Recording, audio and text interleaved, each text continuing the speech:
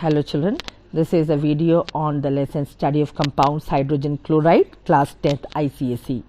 Now in this lesson we are going to see the preparation of hydrogen chloride gas, its physical properties, its chemical properties and the test to identify HCl gas. Now children, you all know that the bond between hydrogen and chlorine is a covalent bond, but this bond is polar.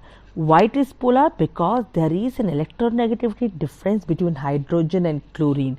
So the shared pair of electrons of the covalent bond lies close towards chlorine, as a result of which H develops a partial positive charge and Cl develops a partial negative charge. And because of the polarity of this bond, this HCl gas can easily dissolve in water to form H plus ions and Cl minus ions. It was earlier said to be muriatic acid by Lavoisier. Later, in 1810, Davy named it as hydrochloric acid. Hydrogen chloride gas occurs in free state in volcanic eruptions, and it is also present in the gastric juice of mammals. And in the gastric juice, it helps in the digestion process. Now we'll go with the general preparation of hydrogen chloride gas. First is by synthesis or direct combination. When hydrogen gas reacts with chlorine gas in the presence of diffuse sunlight, it forms hydrogen chloride. Now, the reaction is explosive in direct sunlight and the reaction is negligible in dark. That is why the condition we keep over here is diffuse sunlight. However, you can use a catalyst to carry on the reaction, and when you take a catalyst, it could be taken place in the dark as well. Now what does this catalyst do is, the catalyst generally taken is activated carbon. Now what does this activated carbon do is, it generally absorbs hydrogen and increases the reactivity. So this is the first preparation. The first preparation is by synthesis or direct combination. The second method is by heating metallic chlorides with concentrated sulfuric acid. What are metallic chlorides? It could be sodium chloride, it could be potassium chloride, it could be copper chloride, it could be barium chloride. So whenever you take any chloride, any metal chloride and treat it with concentrated sulfuric acid, you get a salt and HCl gas. For example, when you take NaCl and treat it with H2SO4, you get NaHSO4 plus HCl gas. Well, you get NaHSO4 if the temperature is below 200 degrees Celsius. And if the temperature is above 200 degrees Celsius, you get sodium sulfate. So you get either sodium bisulfate or you get sodium sulfate along with the formation of HCl gas. So it depends upon the temperature. Now I'll go with the lab preparation of hydrogen chloride gas. In the laboratory, hydrogen chloride gas is prepared by using sodium chloride and concentrated sulfuric acid. Now you can see the figure which is there on the display screen. There's a round bottom flask. In that round bottom flask we have taken what? Sodium chloride, and there is thistle funnel through which we add concentrated sulfuric acid. So what is going to happen is, sodium chloride is going to react with concentrated sulfuric acid and HCl gas is generated. So when this HCl gas is generated or when this HCl gas is formed, it is made to pass through the washer bottle which contains sulfuric acid, concentrated sulfuric acid. So HCl gas is produced in the round bottom flask. It goes through the delivery tube into a washer bottle which contains sulfuric acid, concentrated sulfuric acid. So why do you use concentrated sulfuric acid in the washer bottle? Because we use it to dry HCl gas.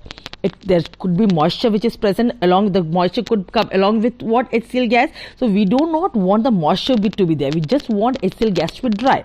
So it is made to pass through concentrated sulfuric acid. As we have studied in the lower class, that concentrated sulfuric acid acts as a drying agent as well as a dehydrating agent. Now from here, from the washer bottle, it goes to the gas jar. When it is collected in the gas jar by the upward displacement of air.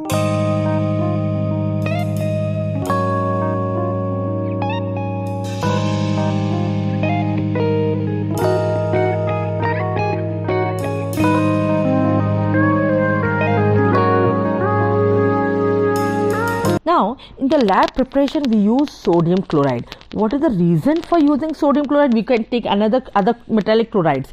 The reason for using sodium chloride is it is cheap. It is cheap, and that is why we use it.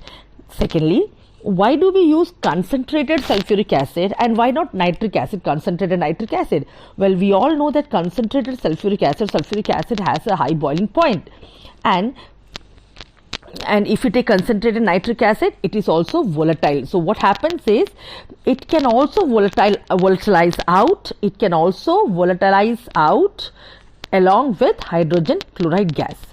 Now, for the purification or for the drying of the HCl gas, we use what? We use concentrated sulfuric acid, whereas we all know that there are other drying agents like phosphorus pentoxide, calcium oxide. So why can't we use phosphorus pentoxide or quicklime calcium oxide for drying? And why do we use only concentrated sulfuric acid?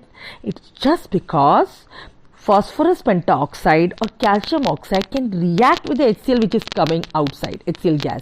So when it reacts, like for example, if P2O5 reacts with HCl, it forms phosphoryl chloride and metaphosphoric acid. And if calcium oxide is taken as a drying agent, it will form calcium chloride and water. We don't want the reaction of HCl gas to carry out with a drying agent. So that is the reason why we use concentrated sulfuric acid. Now, hydrogen chloride gas is collected by the, as I told you earlier, that is collected by the upward displacement of air, because it is 1.28 times heavier than air. And it is also not collected over water. Why? Why it is not collected over? Why it is taken in the gas jar and why not collected over water? Because it is highly soluble in water. Now, how are you going to identify it is a hydrogen chloride gas? So, what happens is when the jar is completely filled, the fumes appear above the jar's mouth. And why this fumes appears? Because it's just because hydrogen chloride gas, when it is exposed to the air, it gives the fumes, it gives a white fumes because of the formation of hydrochloric acid. Gas converting to hydrochloric acid. Why it gets converted to hydrochloric acid? Because it dissolves in atmospheric water vapor. So when it converts to hydrochloric acid, it is seen in the form of white fumes. Now, what is the other test where you can show that it's an HCl gas? You bring a glass rod dipped in ammonium hydroxide. So, when you bring a glass rod dipped in ammonium hydroxide over to the mouth of the jar or over to the mouth of the gas jar, it forms a dense white fumes. The dense white fumes of ammonium chloride. Now, if you see the reaction, it's HCl, the hydrogen chloride gas, and then ammonium hydroxide. So, when ammonium hydroxide reacts with HCl, it forms NH4Cl, which you see as dense white fumes. Okay, now in the lab preparation, there are certain precautions which we have to use. What are the precautions? The lower end of the thistle funnel should be dipped in concentrated sulfuric acid, and the second is the delivery tube should be dipped in the drying agent. Which is the drying agent we have taken? It's a concentrated sulfuric acid. And the temperature is maintained around 200 degrees Celsius, at nearly 200 degrees Celsius. It is not taken beyond 200 degrees Celsius. And we have seen two reactions. When the temperature is below 200 degrees Celsius, or when the temperature is nearly 200 degrees Celsius, it forms sodium bisulfate and HCl gas. And when it is about 200 degrees Celsius, forms sodium sulfate and HCl gas. Well, the precaution over here is we do not keep a temperature higher than 200 degree Celsius. Why? Because at a high temperature, there is a probability that the apparatus can break because it's made of glass. And second, it's an unnecessary wastage of fuel also. Now, when the temperature is high, what is the byproduct which is formed? It is sodium sulfate, and this sodium sulfate, it forms a hard crust. When it forms a hard crust, it sticks to the glass, the inner wall of the glass, and it becomes very difficult to remove. So these are the precautions which you have to take care of while performing the lab preparation of HCl gas, hydrogen chloride gas. Next, we will see the physical properties of hydrogen chloride. Hydrogen chloride is colorless gas. It has a pungent choking smell. It is sour in taste. It is corrosive in nature. It is heavier than air. Its vapor density is 18.25, whereas that of air is 14.4. That means it is around 1.28 times heavier than air. Its boiling point is minus 83 degrees Celsius. Its melting point is 113 degrees Celsius. And this HCl gas can be liquefied to a colorless liquid at a high pressure and low temperature. At around 40 atm and at 10 degrees Celsius, it could be liquefied to a colorless liquid. And we all know that it is highly soluble in water. That means 1 volume of water can dissolve around 452 volume of gas at room temperature. See the experiment to demonstrate the density, that is to show that HCl gas is heavier than air. Now, when we pour the gas in a jar with a burning candle, the candle gets extinguished. Why? Why the candle gets extinguished? Because HCl gas being heavier, it occupies a lower portion of the jar, and when it occupies the lower portion of the jar, it pushes the air outwards and occupies the lower portion of the jar. What is happening to the candle? The candle is going to extinguish. So this experiment proves that HCl gas is heavier than air. It also shows that it is neither combustible nor a supporter of combustion.